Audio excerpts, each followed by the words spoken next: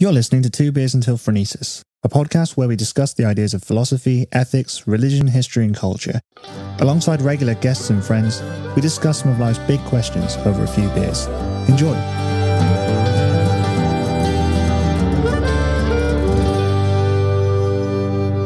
Right, you ready? Mm-hmm. As I'll ever be. So, a lot of people say that philosophy started in Greece, and they're right. But the thing that I think a lot of people don't kind of remember or really acknowledge about the whole history and development of philosophy is that Plato and Aristotle were partly lost for several centuries. So yeah, a few early Christians and Neoplatonists, mostly in Greece, managed to preserve some of what Plato had written. But from 600 AD to 1100 AD, the only reading of Aristotle was a translation of the Organon, which was done by Boethius. He translated it to Latin. So few remnants of the ancient world, like Byzantium, were reading Plato, but nobody was reading Aristotle. That is until the stuff you alluded to in the last podcast, where the Islamic world suddenly found Aristotle, and he became kind of the centerpiece of Western philosophy. So through that process that we talked about last time, like people like Al-Kindi kind of finding these old books and having circles translate them, Aristotle took the fore and Plato took a back seat. And I guess we could talk about that because I know you kind of think that Plato is done dirty and Plato should have been the one to prop up Christianity, not Aristotle. I've always wondered why he was like overlooked, or well, not overlooked because we still obviously have him in high regard, but like the foundations of a lot of Western philosophy focus on Aristotle's works. I've always thought, why? Yeah. I guess it's because he was a bit more systematic in his approach to writing things down and documenting, and he spoke more of his system of thought, as a thing to do rather than here are my ideas. But I still, hold a grudge. Yeah, I get why, because I think part of the reason is because the dialogue form, like you said, is a bit too vague with Plato, because it's basically more of a story, and I don't think that translated very well into what Christian monks and theologians were trying to do. But also because I think it's just a lack of availability, and I mean, until Constantinople was sacked in 1453, the Christians only really had like wide access to one book, which is the Timaeus, because everybody thinks it's the Republic that Plato's holding in the School of Athens picture. It's actually the Timaeus. But yeah, so for various reasons, the Christians were mainly reading Aristotle.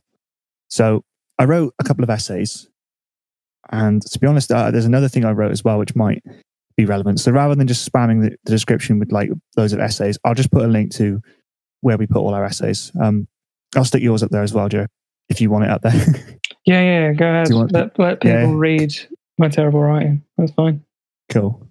So yeah, you can find that if you want like our references and stuff for some of the stuff we're going to talk about. Also, if you want to just copy it word for word and submit it, you have my permission.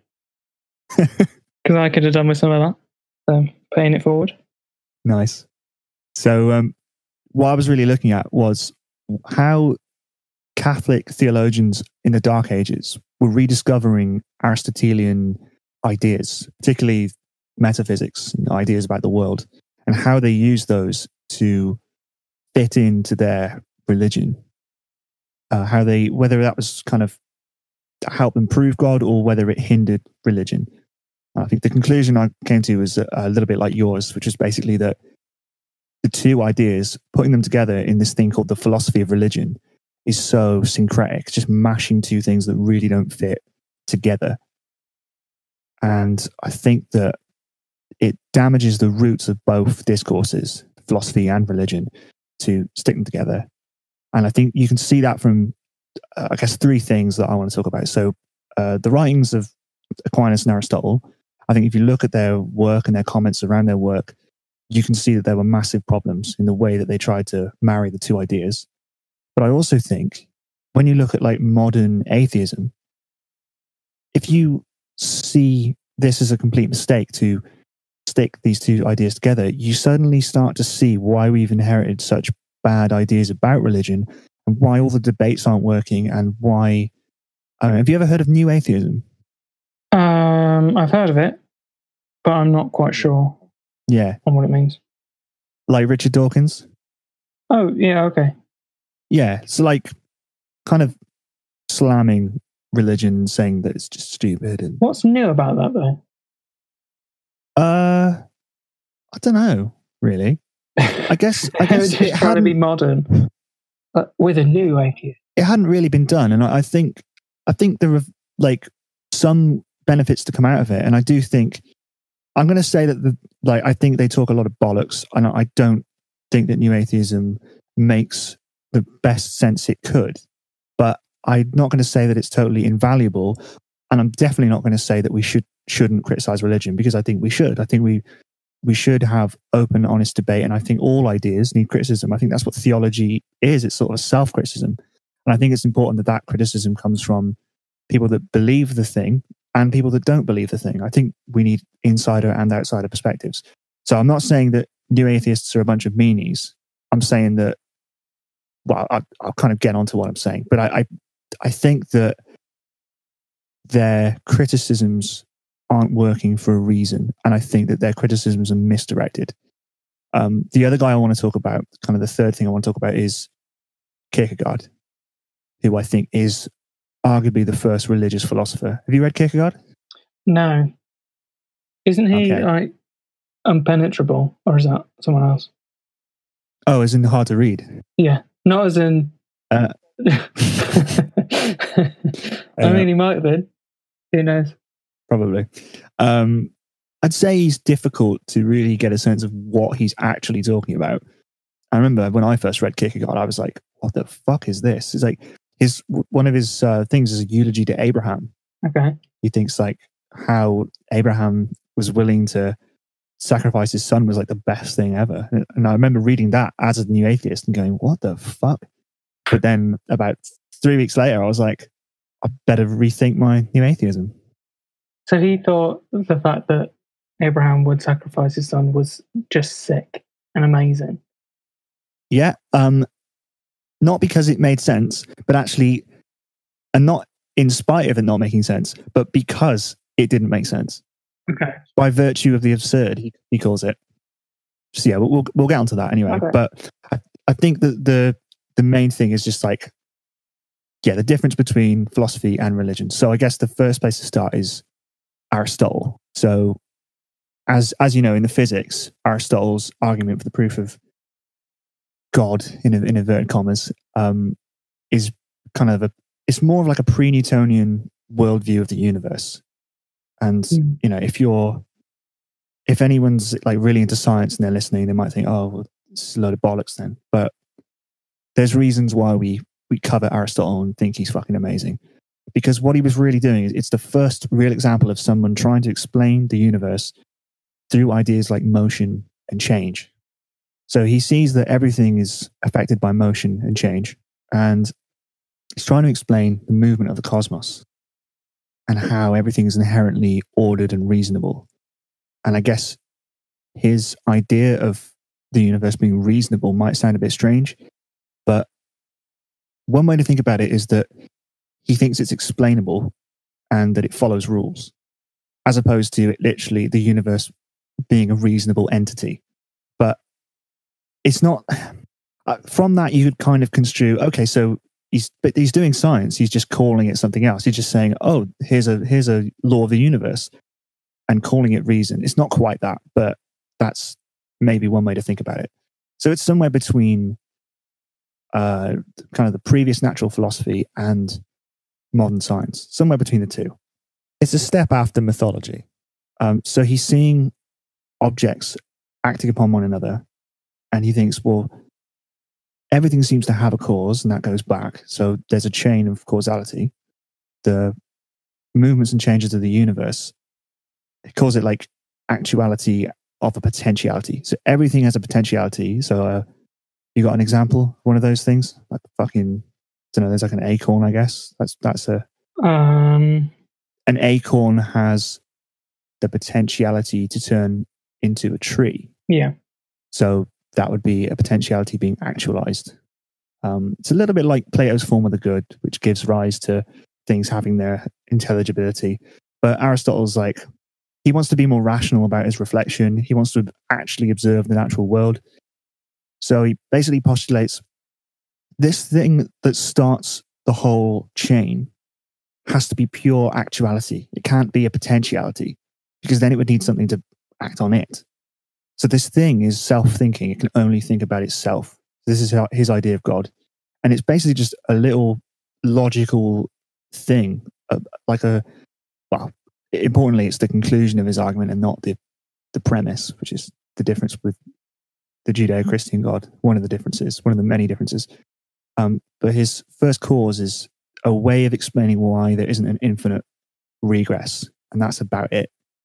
If he could think more like the Christian God, if he could like cognitively deliberate, then he would need something to act upon it, basically. Well, it's just kind of an assumption that there must be something unmoved, right? There must be. It's kind of a jump, I guess.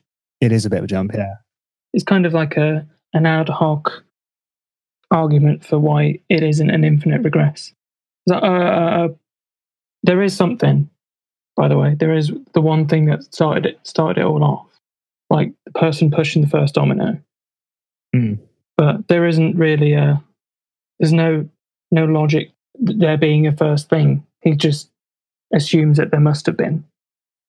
Yeah, there's this question that looms over this whole thing, because obviously Aristotle started rationalism, but rationalism today would kind of tell us, well, it would demand that we ask these questions like, well, why is there something rather than nothing at all? Why, or can existence can it just be brute fact? Is a self-cause necessary being, like, does that make sense? How can it's hard enough to think of a concept being necessary or self-caused, yet alone a being. But despite that, Aristotle's God of philosophy was kind of a theory of rationalism, but also has some of the hallmarks of a Judeo-Christian God. And this is what makes it kind of really unique and interesting. And this is the start of the philosophy of religion and explaining God through reasonable arguments. Is kind of where it begins classically. Yeah. So, start with the kind of similarities. He's a bit like a normal God. In a sense, he's the highest possible good. Well, he's more of a necessary concept, but you know, there's kind of a similarity in that idea. He's similarly eternal, transcendent, immutable, you know, some of these buzzwords you can apply to him, but it's outside of the confines of any particular religion. It has nothing to do with belief or faith. And importantly, I think behavior, like human behavior. This God cannot interact with the physical world. It's basically like a form of deism, but without any real sense of worship. It's a calculative postulate of just logic. Kind of a piece of reasoning that he theorized, and it's only really explainable or understandable within Aristotle's own worldview of physics. And it's just there to explain the astronomical movement of the cosmos and the laws of nature and substance and all these kinds of things. Like I said, actuality, potentiality. Yeah. And like I said, it can't interact with anything. So it's thought thinking itself. The thinking of thinking, I think, is one of the quotes, due to its kind of requisite nature of it being pure actuality. Like I said, nothing can act on it. And you might have heard terms like unmoved, mover. Well, he's uncaring God. Yeah, exactly. He's a prick. Well, not exactly a prick, but like he's not a caregiver. He's not. He's not your dad.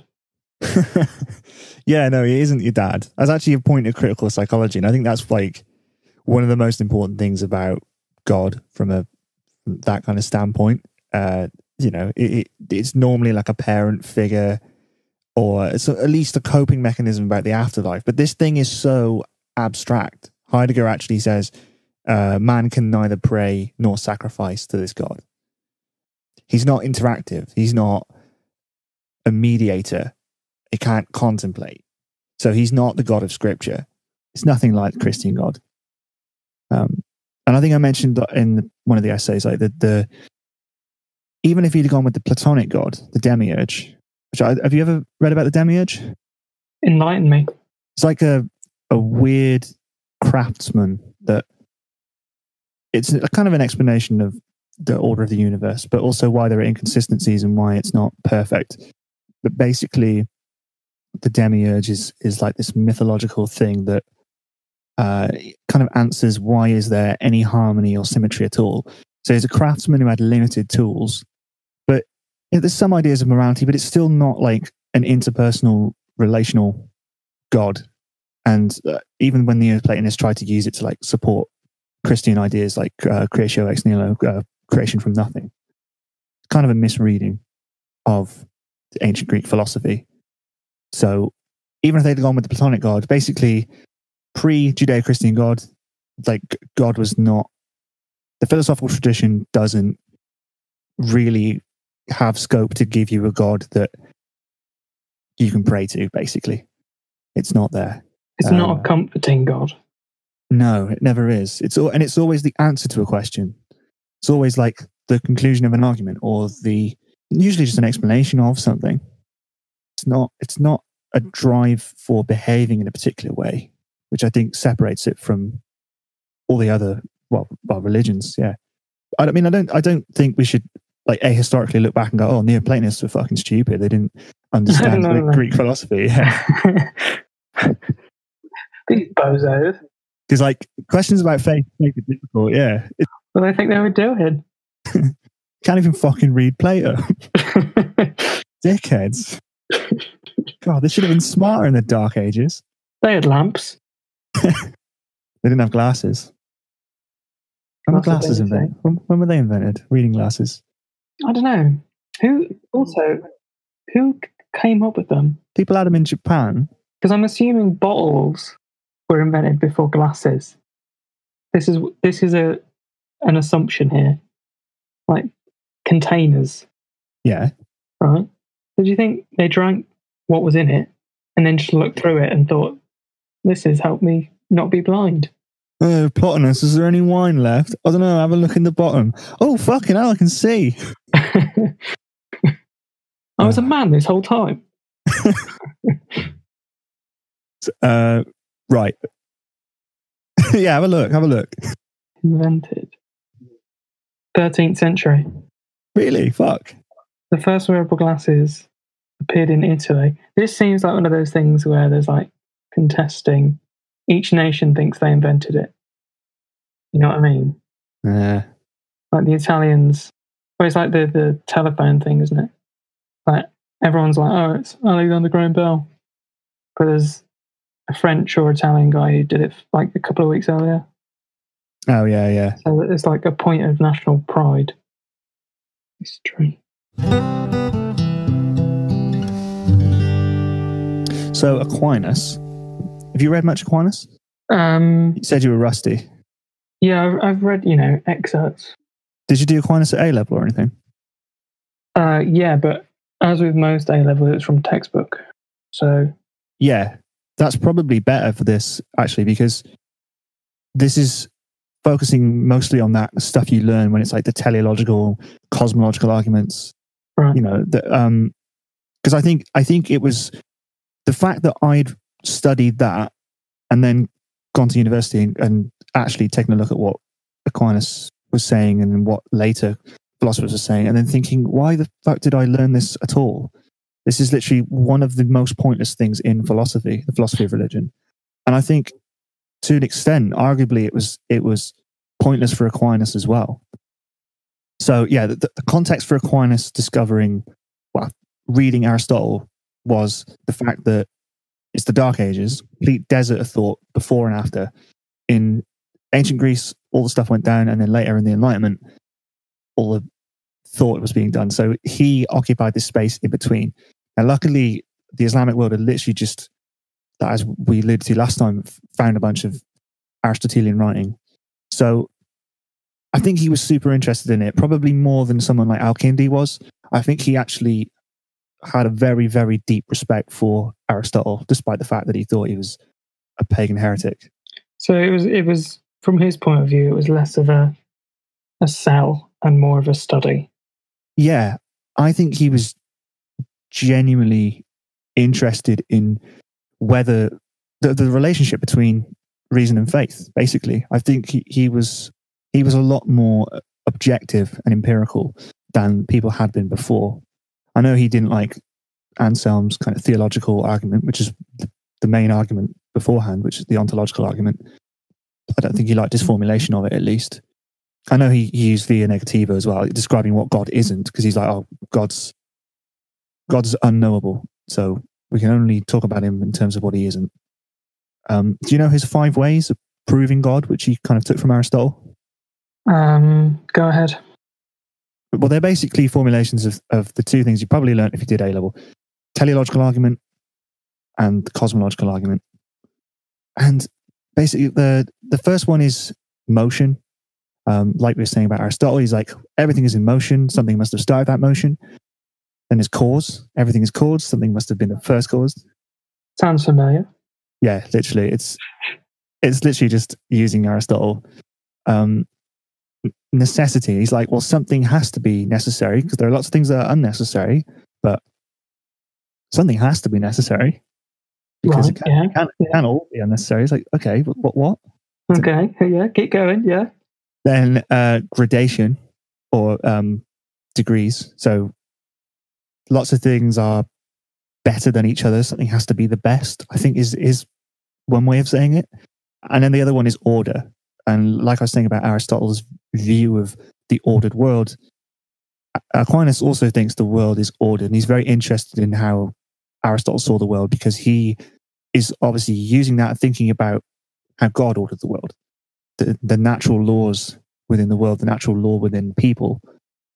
And he thinks that reason is incredibly important for this reason when thinking about God and God's world. I'm convinced. He's done it. I mean, they're not strong arguments. I'm not sure why they are given such a focus on curriculums, because they don't make sense. They're not proofs at all. They're not irrefutable. And I know they've been, so there's obviously like the design argument. The universe seems designed, even though it doesn't. But what are you on about? Of course it does. That's been kind of evolved by people like William Paley, who say things like, well, if you found a watch in the desert, you would assume that it had a designer. The earth is a watch in a desert of nothing, so you would assume it has a designer. But of course, we have explanations for that now. We have fine-tuning over a long period of time. We have evolution by natural selection. We have kind of explanations that make a lot more sense. Yeah, because the argument kind of hinges on creation from nothing. Like it was always going to be in this state, instead of it has been built up to be in this state. You know what I mean? It's designed as it is and as it always has been. But now we've found evidence that, you know, there were dinosaurs. And that it isn't as if everything was just made in perfect harmony with each other, which is kind of the thing that these arguments hinge on. So, as he's coming up with these arguments that I think are important to the development of philosophy, and they certainly give some food for thought, and I think they're good for getting kind of like prospective students kind of interested in philosophy. But I don't think they have any real substance that's useful to like people that have studied philosophy. I know some philosophers sort of think about things like the ontological argument a little bit and go, oh, maybe that's no, it's not, you know. But he starts to notice there's a difference between revelatory experiential nature of his own faith and the sort of calculative reasoning of Aristotle. He knows there are odds. And my favorite quote for sort of summing this up is, he has this mystical experience later in his life, and some guy's like, get back to work, what are you doing? And he says, everything that I've written seems like straw in comparison to what's been revealed and shown to me. So that, to me, I think exemplifies that there are two separate conversations going on. Even though he's what's known as a compatibilist in terms of reason and faith, it's important to note that he thinks one is definitely better than the other. It's not like Al-Kindi where he thinks they're actually the same.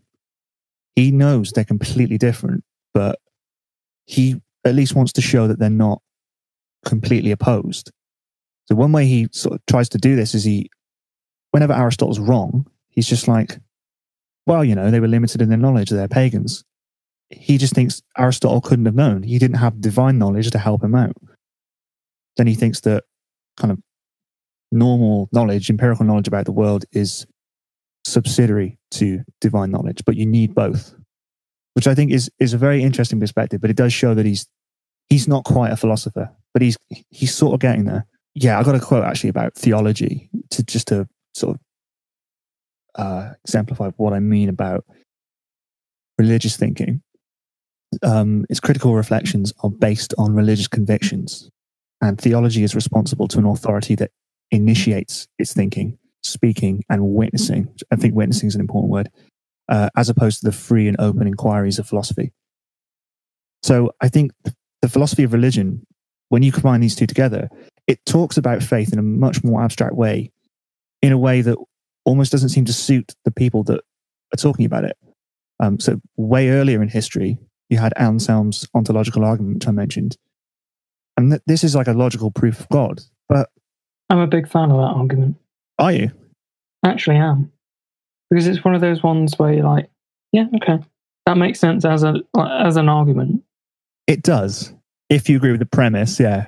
Well, yeah, every argument hinges on the assumption that the premise is correct. Yes. But it's one of those where it is just so simple, but there's no kind of huge gap with every other argument that proves, in quotes, the existence of God. The best part for me is when you say, oh, the perfect X is the one that must exist, right?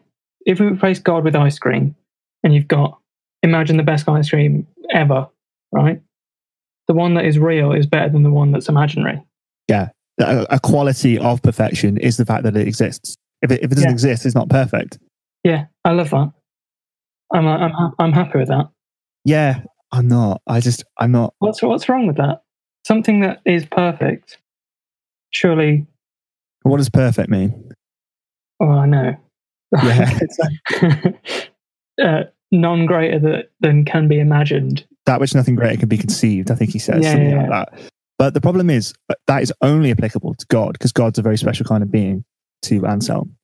So he doesn't think you can actually do that for ice cream, but he does think because of what God is, very specifically, you can do that with God.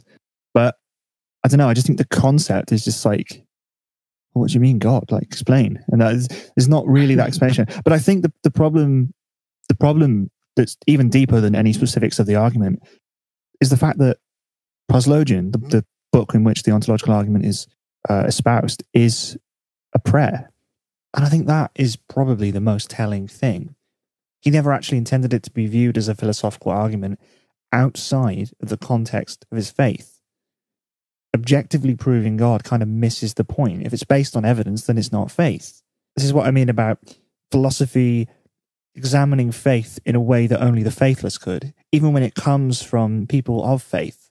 I think this speaks to an idea of there's little distinction in the medieval world between explaining the meaning of like a theological statement and giving an argument for it.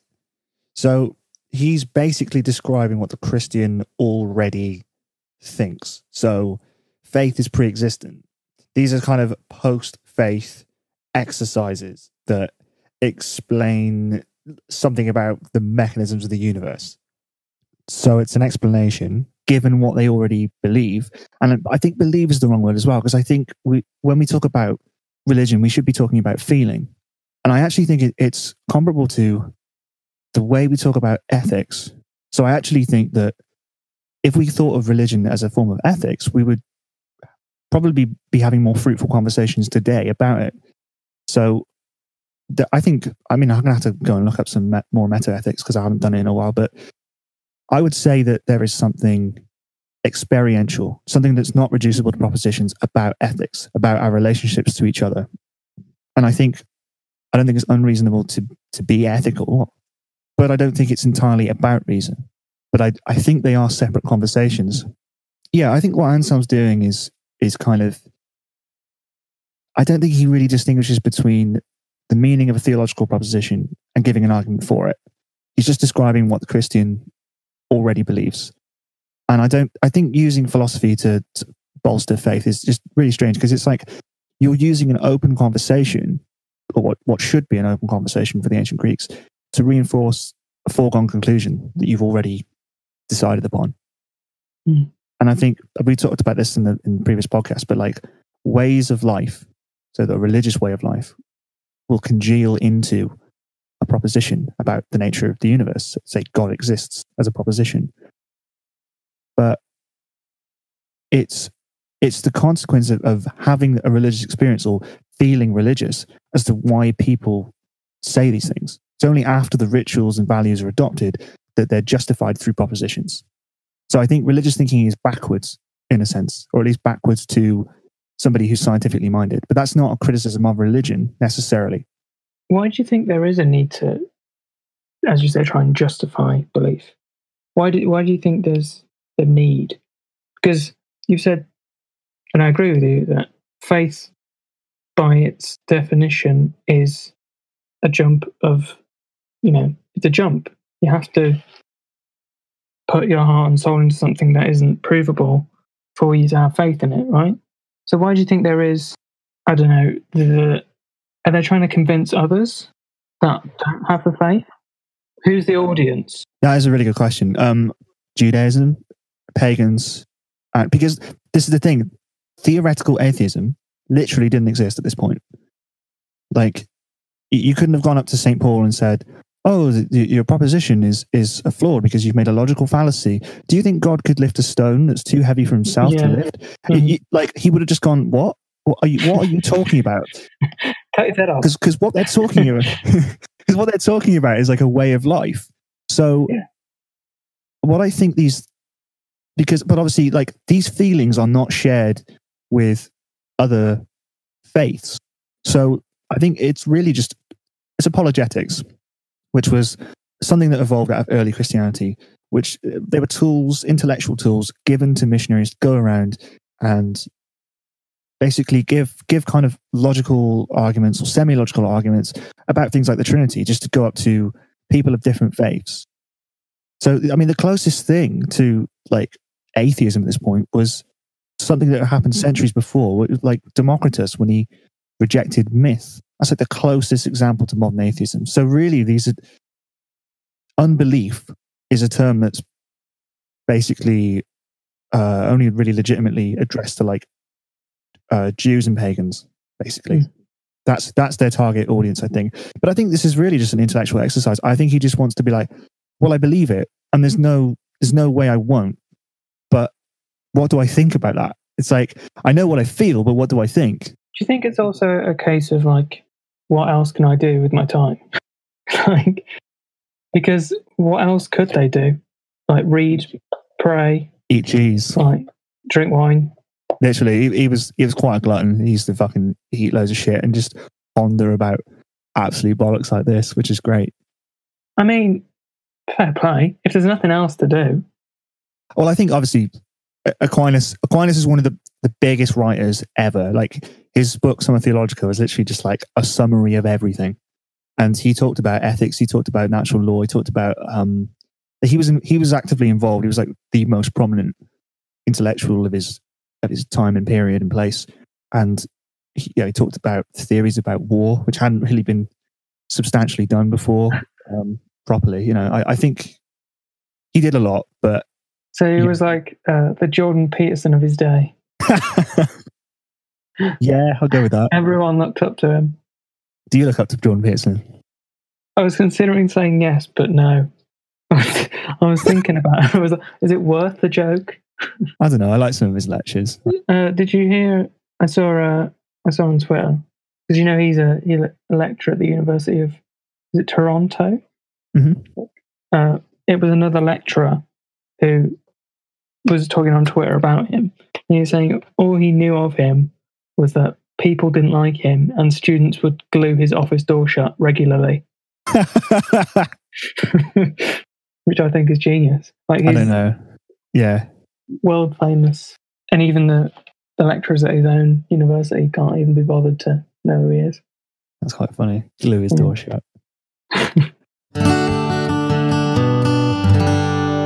One of the most interesting things about religious people in the medieval period, kind of dragging up the reason and logic of Aristotle and other thinkers, is that it kind of created the situation where Western philosophy is characterized by an anxiety about emotion.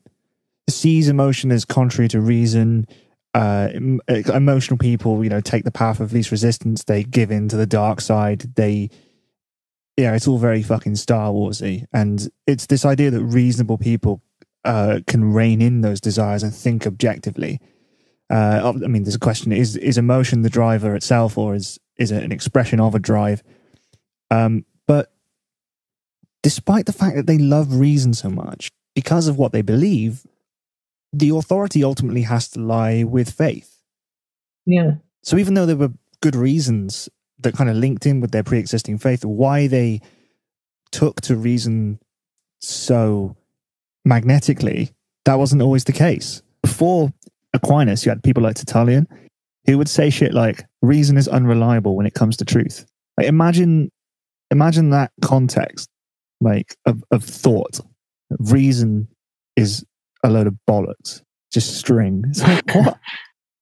So I think that's partly why Aquinas is so stuck in putting divine truth on a pedestal and saying, basically, whenever there's something contradictory, that Aristotle was just wrong and limited, potentially.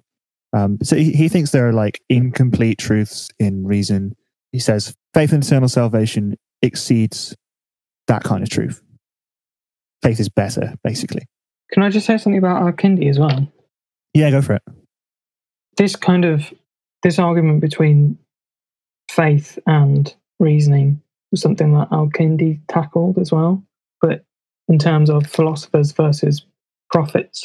So he addressed the different types of knowledge that come from prophets and those who, in his words, kind of laboriously work out the truths that prophets come by like easily without any effort.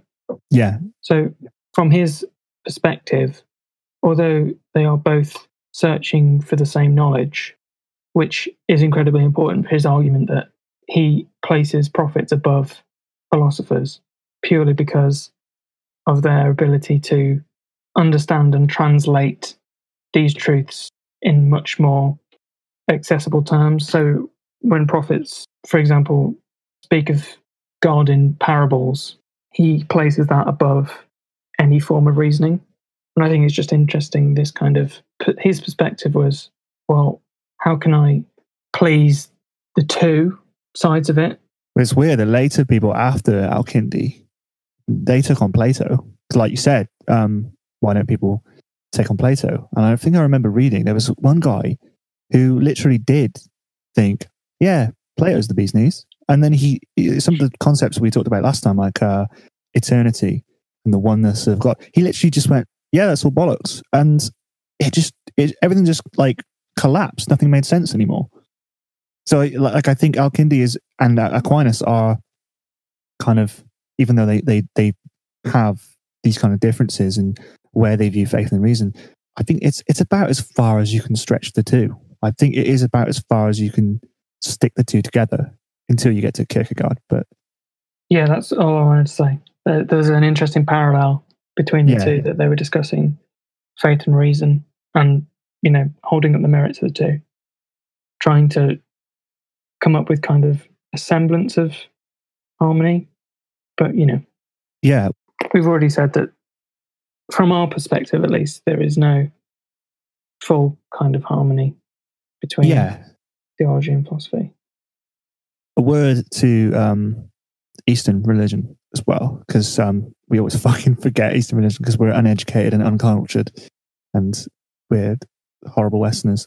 But like, I do think it's worth thinking about this in the context of Hinduism as well, and all the Vedic religions of Buddhism, Jainism, Sikhism. So Socrates is often compared to the Buddha, and we know that Socrates didn't like science, didn't like those kind of big questions about the universe. He was more concerned about a way of life, and I think that's probably true of the Buddha as well.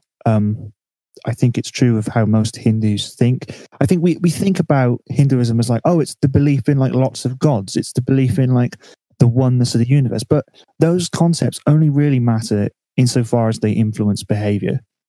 Like they are as much abstract as they are social. And, you think of something like yoga, that's like, that's a doing thing. That's like, it's a way to engage with existential anxiety. And it's connected to these broader ideas like the Atman, and so the Atman is the soul. But yoga is a way to like engage with those ideas in a way that it's like a craft as much as it is a thought exercise.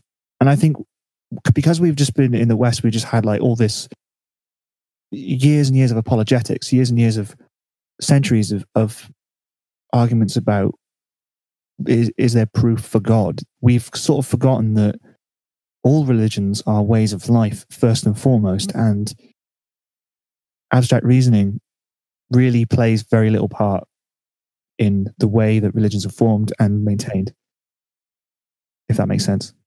Yeah. And I think that explains all of these problems. So while philosophy and religion deal in the same questions, ultimately they offer fundamentally different answers and use different methods to get to those answers. Bertrand Russell actually said about Aquinas, before he begins to philosophize, he already knows the truth. It is declared in the Catholic faith. So Russell actually says, I can't therefore feel that he deserves to be put on a level with the best philosophers of either Greece or of modern times. Because what he's basically saying is they're two different things. Is it Kierkegaard time? Yeah, I think this is leading on to Kierkegaard. So Kierkegaard's sort of the first existentialist. He's this moody, poetic guy in a big coat. Handsome as well. Yeah, handsome Danish You've man. seen that? There's the one kind of depiction of Kierkegaard as like this young.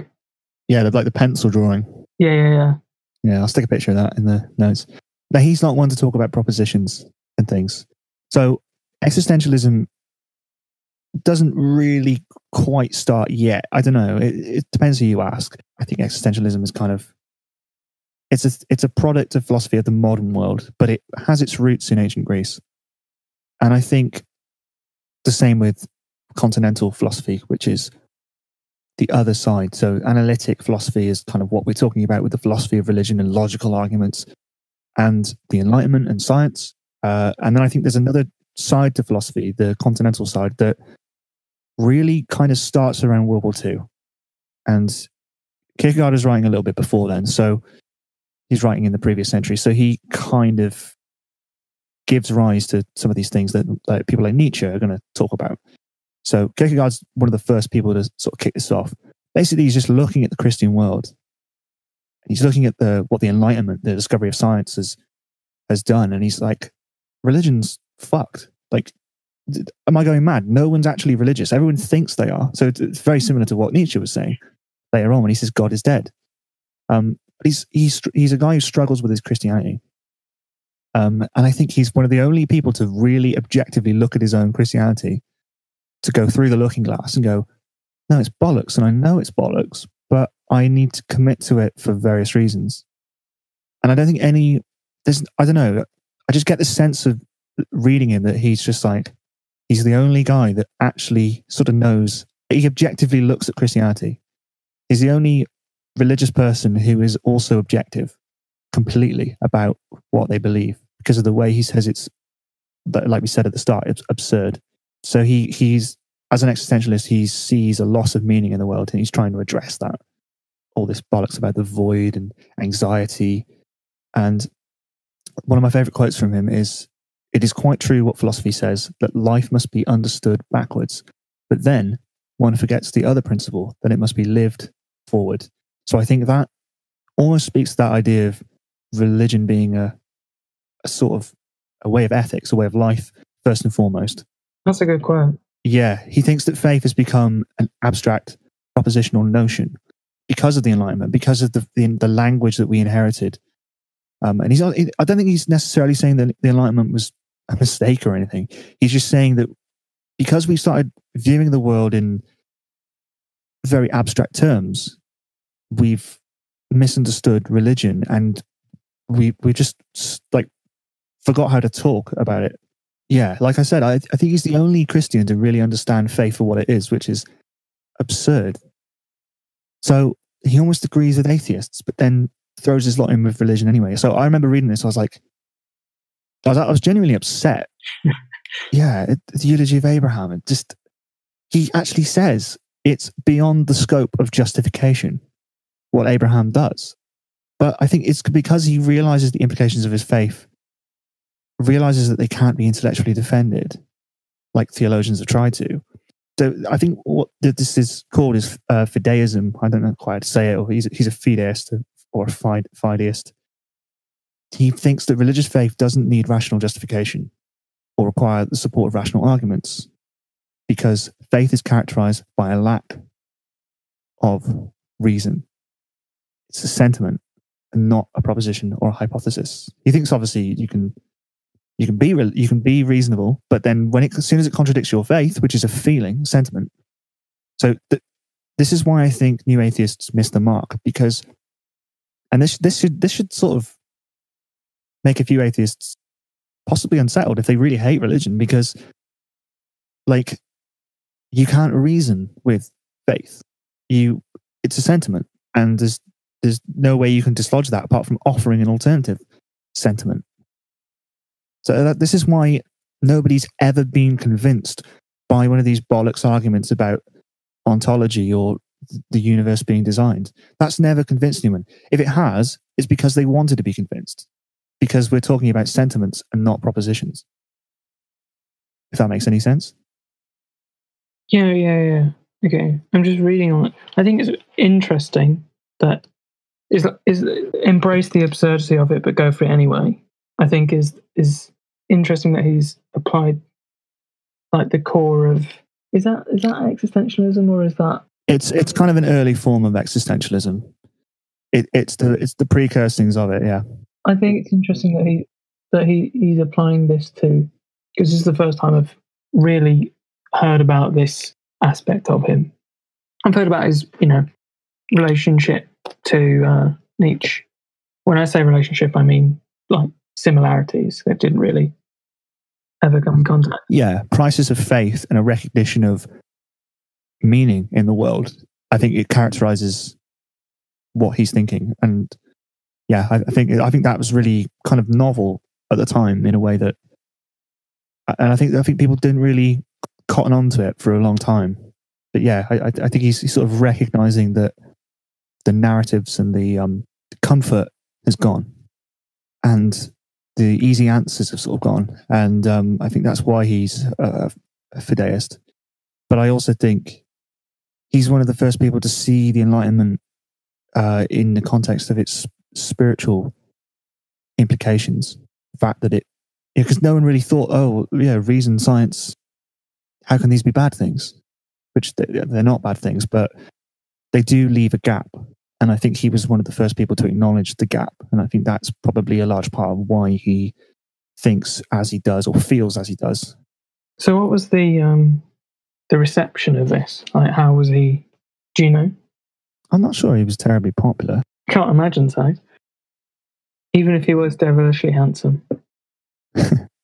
Well, he was influential, but I'm just wondering what the reception was at the time. If anyone even bothered to read it. I think he's been overshadowed by some of the people to come later, Nietzsche especially. I think a lot of Christians felt threatened by what he was saying, even though I don't know though. If I had the belief, if I were a Christian, I don't think that's anything to. I think he's as much a poster boy of atheism as he is for Christianity because he highlights some of the problems. I think it is sort of a criticism of modern faith. He's like, stop trying to be reasonable. Stop trying to argue with these people from the Enlightenment. You can't. Because what we're doing is unreasonable. And I don't think a lot of people wanted to hear that. I also don't think people wanted to hear that, how dare you say I'm not fully serious in my faith, like Abraham. It's like, well, you're not, are you? To be honest. But at the same time, he's not like dismissing. He's not saying your faith isn't, worth having. No, we can't prove. Yeah, well, it means lots of different things. So on the one hand, it means that religious people, because their stuff is based in sentiment, they can't give objective arguments for what they believe. So that should comfort the very vibrant atheist. That should kind of show you that, well, okay, religious people actually can't demand things of other people. But it also means that atheists should stop shouting about Noah's Ark, because that's a kind of literalism that even religious people don't have for the most part. I mean, creationism is different. But obviously, there are religious people that do think in terms of propositions, but I don't think that's generally the root of religion. I think generally it's this kind of absurd, in spite of the facts kind of thing. And I think understanding that is really the way to transcend these increasingly tiring debates about, God's existence, because they don't have any practical effect. And to be honest, they've stagnated the more fruitful conversations between religious people and non-religious people, but they've also just they've really fucked up debate. They've made everything more divisive. It's this whole talking past each other. I'm talking about the Dawkins phenomena. Now, I think that Dawkins got a lot of stuff right, and he got the conversation onto the table, but then didn't do very much with it. I think you need that book by Richard Dawkins is probably, sat on a shelf somewhere. But I don't think that's the scope of atheism. I think that's like a very shallow version of atheism. And I don't think it fully understands this loss of meaning that Kierkegaard identified, that gap needs to be filled. And I also think it thinks that religion is just a proposition that is illogical or incorrect. It's like that bloody Richard Dawkins documentary where it's like, it literally opens with, these people are deluded. And it's like, it's like looking at Lourdes, the big procession to see miracles and stuff. It's like, well, even if you're right, who are you convincing with that tone? Yeah, I know. I think the one thing holding him back, in my eyes, is how smug of a git he is. He just walks around like a ponce, just like, look at all these religious people. I'm like, he's just unlikable. Speaking of someone who is autistic, I think he's a massive autist. I think he's just gone like, well, that guy doesn't compute. And I think he's just gone like, it has to be this. And he's just like confused at what religious people are saying and doing because he thinks they're Aristotelian. And as a result, the rhetoric becomes increasingly barbed and divisive. I think like a lot of people latched onto it. I think that was part of the context of what was happening in the world at the time. But I don't know. I think we need loud voices, but we eventually need quiet voices to come along and with more nuance and more appreciation of history. And I think a lot of atheists need to do is know their enemy, because they base their life on these abstract concepts about the negation of God. And it's like, well, religious people don't base their lives on these abstract concepts. The abstract concepts are a result of them basing their lives on something else, something they feel. But you think that the thinking is the main part of what they do. So yeah, it's all very strange. But yeah, I think they think faith is this Aristotelian thing as a result of what Aquinas did all those centuries ago. So they try and undo faith. They try and unprove God, which is a fucking strange thing to be doing. Sells books. Yeah, it does. It's not a bad book. It's just like, yeah, again, if you agree with that premise, of course it is. It's a walk in a park. But if it's that obvious, why doesn't it work? If that's the nature of religion, of religiosity, then religion would have ended years ago, because these arguments are so obvious. It's like, it's so obvious that religion's not true, like objectively. That's because it's not an objective phenomenon. It's not about cognition or argumentation. It never has been. It only was for Aquinas for a bit, and then he was like, "Oh, actually, it's everything I did was straw." So, yeah, that's really I don't know. It's like shouting about Noah's Ark not being literal. It's like, do you not think that? How thick do you think these people are? Because it's like, I mean, well, some of them. Yes, when we're talking about creationism, often we are talking about, because that is a literalism. That is like the propositions come before. So, I mean, I don't live in America or a particularly religious country, despite the setup of the country. Like, most people here aren't actually religious, or they're not, and they're definitely not religious in any serious way. So, I don't know. Maybe this is very. I do know a lot of religious people. I do talk to a lot of religious people. I had to for my degree. Like, had some really enlightening conversations. But maybe I don't know the full picture of religion, because maybe there is an insistence on literalism in lots of other places. But I do think that is secondary to experience. And I think if we focused on experience, ethics, the more subjective nature of faith, because you shout about Noah's Ark to people and it doesn't work, and it's like, these people aren't like naturally more stupid. Like, it's obvious, and it is obvious that Noah's Ark is a stupid concept. Of course, it's not literal, but I don't know. Maybe it's to do with like the political climate or something. But like that should work, but it doesn't work, and I think there's very good reasons why that is. And I think this is a large part of that reason, at least the nature of religion. I think maybe because of the Enlightenment, religious people feel that like they have to sort of shout back with the same kind of insistence on literalism of their own text.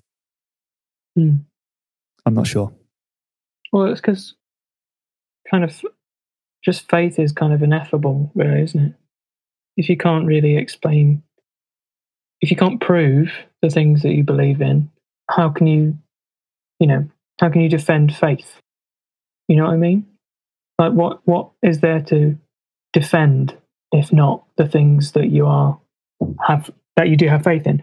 So I'm trying to say I know it's getting jumbled, but I suppose people try and defend their faith with texts, because faith in itself isn't, I don't know, a good enough argument for a lot of people. So if I turned to Rich Dawkins and was like, well, I know it's a leap of faith, but I have the faith, and he would be like, well, if you can't prove it, then why have the faith? You know what I mean? Yes. So for a lot of people, you have to go beyond just, saying that you have a belief in something by trying to substantiate what you have a belief in. Yeah, because otherwise it's like, I'm in love with this person. They're like, oh, well, why? And you should be too. It's like, well, why? It's like, and there is no why to love. It's like, it just is. I mean, obviously there is, like, there are like materialistic explanations, there are chemicals, but like, in terms of like demonstrating it, all you can give someone is like poetry, expressions of how you feel, because it is just feeling. So the easier alternative, well, it's not easy, but the clear alternative is to try and prove. The one that gets framed and the one that gets roped into is is trying to prove, rather than just explaining that you do have a faith. But I think what this shows is that not only are atheists kind of silly for having a go at religious people, but religious people are definitely silly for trying to shove their faith onto other people, because it is a relationship, it's a sentiment with an idea of God, or a feeling of God, nothing more.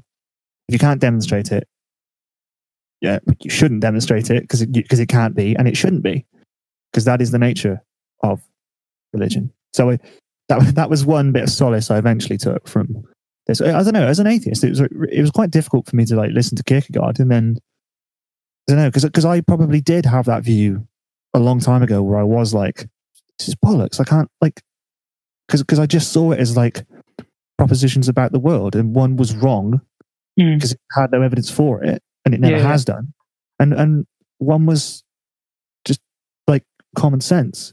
But I think from what you've told me about Kierkegaard's argument, it's quite comforting.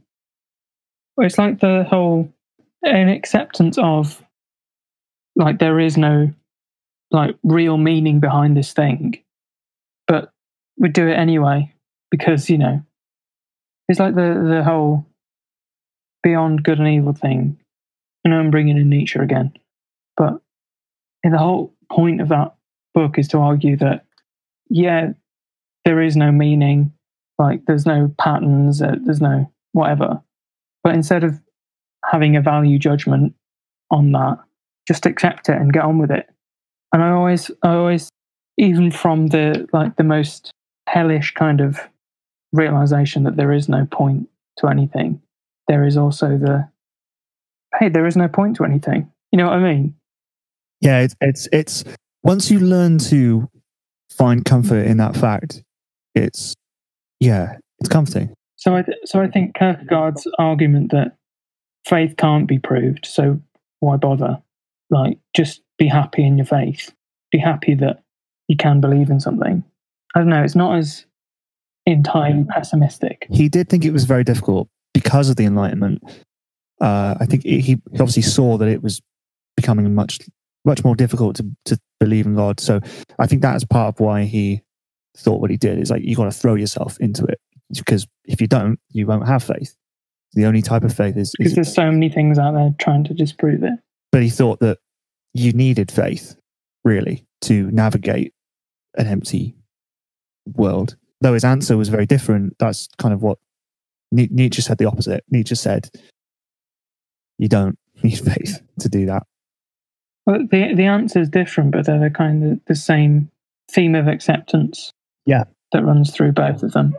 Yeah, that's why I think they're both existentialists, and that's why I think he truly is a Christian philosopher. I don't think he's the only Christian philosopher, but I do think he's like one of very few to genuinely be not just an apologist, but to be somebody who, because it, like, doubt is like the biggest characteristic of what he does. It's like Socrates. It's like he's so doubtful, and it's like, how can you be religious and doubt at the same time? But somehow he does it. Well, ask all Catholics, because battles with doubt are part of the whole process, I guess. Yeah, and he frames it in a context that's understandable to secular people. It doesn't just rely on this sentiment. He's like, no, I'm gonna talk a lot about that sentiment, but I'm gonna kind of try and frame it and explain it in ways that people without it could maybe understand. And because I never had before when I kind of listened to religious people. I always find it like super interesting when I was like having a beer with religious housemates and stuff, but it's just like there's something fundamental here that I can't quite tap into. There's a switch that you can't turn on. Yeah. And that Kierkegaard was like the switch. Just like, oh right, okay, I think I understand where most of the people I've been talking to have been coming from. Yeah. Should we leave it there?